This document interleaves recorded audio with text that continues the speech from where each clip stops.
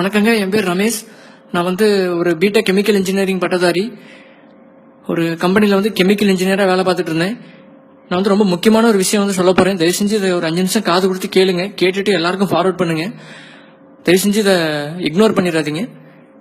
நான் ஒரு அடிப்படையில் ஒரு விவசாய குடும்பத்தை சேர்ந்தவன். எங்கள் குடும்பத்தில் நான் தான் முதல் பட்டதாரி. அதை நினச்சி நான் ரொம்ப பெருமைப்பட்டிருக்கேன். ஆனால் இன்னைக்கு நான் பார்க்குற வேலையை நினச்சி நான் ரொம்ப வேதனைப்படுறேன் இந்த படிப்பை நினச்சி. என்ன விஷயம்னு பார்த்தீங்கன்னா, நம்ம சாப்பிட்ற சாப்பாடு பண்டங்கள் எல்லாமே இன்னைக்கு ரொம்ப கெமிக்கல் மயமா இருக்கு. 2-3 நாளைக்கு முன்னாடி நான் ஃபேஸ்புக்கில் ஒரு பதிவு பார்த்தேன். அதில் போட்டிருந்தாங்க, இந்த மாதிரி சாக்லேட்டுக்கும் ஐஸ்கிரீமுக்கும் அடிமையான கடைசி தலைமுறை நம்ம தலைமுறையா இருக்கட்டும் அப்படின்னு போட்டிருந்தாங்க.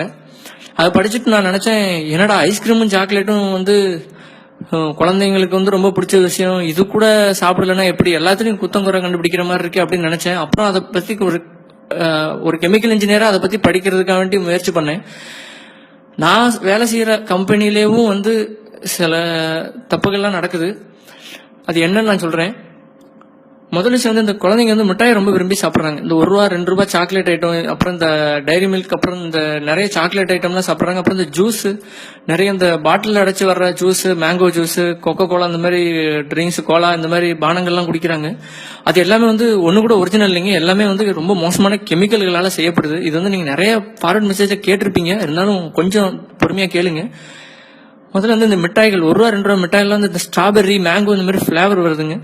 அது எதுவுமே உண்மையாலே மாம்பழமோ இல்ல ஸ்ட்ராபெரி பழமோ போட்டா அந்த மிட்டாய் ஒரு ₹10 ₹12 விலைக்கு விற்கணும். ஏன்னா ஸ்ட்ராபெரியோடைய விலை அந்த மாதிரி. ஆனா அதுக்கு பதிலாக என்ன பண்றாங்க அப்படின்னு பாத்தீங்கன்னா, இந்த கிளைசிடேல், டைமெத்தில் பாலிசிலாக்சன் அப்படின்னு சில கெமிக்கல்லாம் இருக்கு. அந்த மாதிரி கெமிக்கல்கள் யூஸ் பண்றாங்க. அதுக்கப்புறம் இந்த பீவர்னு ஒரு மிருகம் இருக்கு. அந்த விலங்குடைய சிறுநீர் பை, அந்த பையில இருந்து எடுக்கப்படுற ஒரு மோசமான ஒரு கெமிக்கல். அந்த கெமிக்கல் மூலமா எடுத்து அதை கெஸ்டோரியம் அப்படின்னு பேரு. அது நம்மளுடைய பர்ஃபியூம்ல இருந்து நம்மளுடைய சாப்பாடு இந்த மிட்டாயில எல்லாம் சேர்க்கறாங்க. ரொம்ப மோசமான ஒரு விஷயம் அது.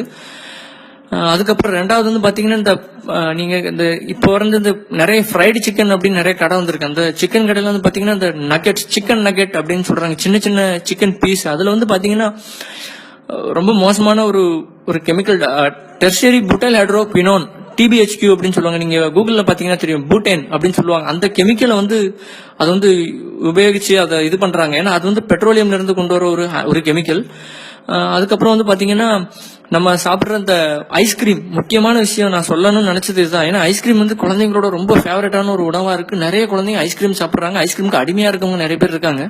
ஆனா அந்த ஐஸ்கிரீம் என்னைக்காவது யோசிச்சிருக்கீங்க, அது ஏன் கெட்டி ஆகாம, இப்ப நீங்க வீட்டுல பால் எல்லாம் சேர்த்து ஃப்ரிட்ஜுக்குள்ள வச்சீங்க அப்படின்னா அது கட்டி ஆயிரும், ஒரு கல்லு மாதிரி ஆயிரும். அதான் ஃப்ரீசிங் அப்படிங்கறதுடைய வேலை. ஆனா அந்த ஐஸ்கிரீம் எப்பவும் என்னதான் -டிகிரில இருந்தாலும் அது மாவா வருது. அது ஏன்னு யாராவது யோசிச்சிருக்கோமா?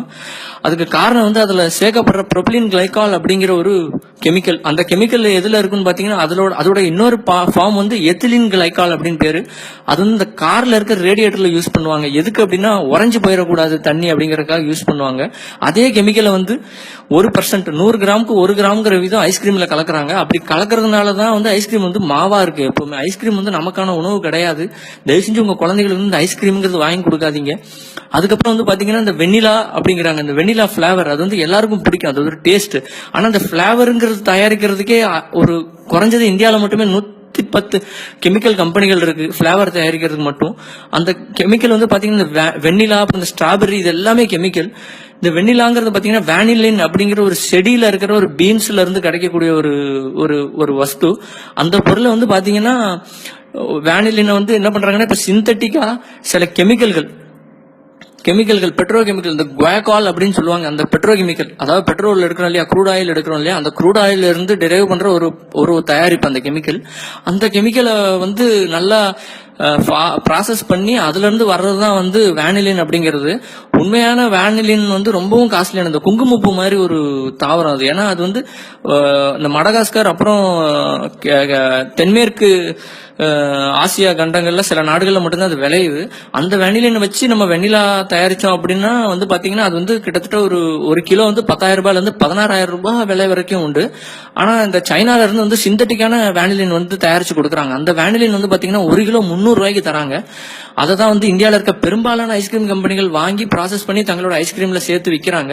நீங்க எந்த ஐஸ்கிரீம் எடுத்துக்கிட்டாலும் அது கெமிக்கலால இது பண்ண ஐஸ்கிரீம் தான். அதுவும் இல்லாமல் பால் வந்து ஒரு 20-30% தான் பால் சேர்ப்பாங்க. மீதி 70% வந்து பாத்தீங்கன்னா இந்த மாதிரி மோசமான கெமிக்கல்கள் போட்டு தான் தயாரிக்கிறாங்க. தயவு செஞ்சு குழந்தைகளுக்கு இந்த மாதிரி மிட்டாய், சுகர் பேஸ்ட் கன்ஃபெக்ஷனரி அப்படின்னு சொல்லுவாங்க, அந்த மாதிரி மிட்டாய் வாங்கி கொடுக்காதீங்க. நான் சொல்ற உண்மையா இல்லையான்னு உங்களுக்கு சந்தேகமா இருந்துச்சுன்னா தயவு செஞ்சு கூகுள்ல போய் தேடுங்க. அதை பத்தி நிறைய பேர் எழுதியிருக்காங்க. எனக்கும் ஆச்சரியமா இருந்துச்சு. நானும் அப்படிதான் தேடி கண்டுபிடிச்சேன். ஒரு கெமிக்கல் இன்ஜினியரா சொல்றேன், தயவு செஞ்சு கெமிக்கலை கொடுக்காதீங்க குழந்தைகளுக்கு. மிட்டாய் வந்து நம்ம ஊர் மிட்டாய், கடலை மிட்டாய், எள்ளு மிட்டாய்லாம் எவ்வளவு நல்லது. நம்மெல்லாம் ஒன்றும் நம்ம முன்னோர்கள் வந்து இழிச்சவாங்க இல்ல, நம்மளால கண்டுபிடிக்க முடியாத விஷயம் இல்ல. வெளிநாட்டு பண்டங்கள், இந்த கேக்கு, சாக்லேட்டு தயவு செஞ்சு வாங்கி கொடுக்காதீங்க. ஐஸ்கிரீம் இதெல்லாம். ரொம்ப நன்றி கேட்டதுக்கு. இதை நிறைய பேருக்கு ஃபார்வர்ட் பண்ண மறந்துடாதீங்க.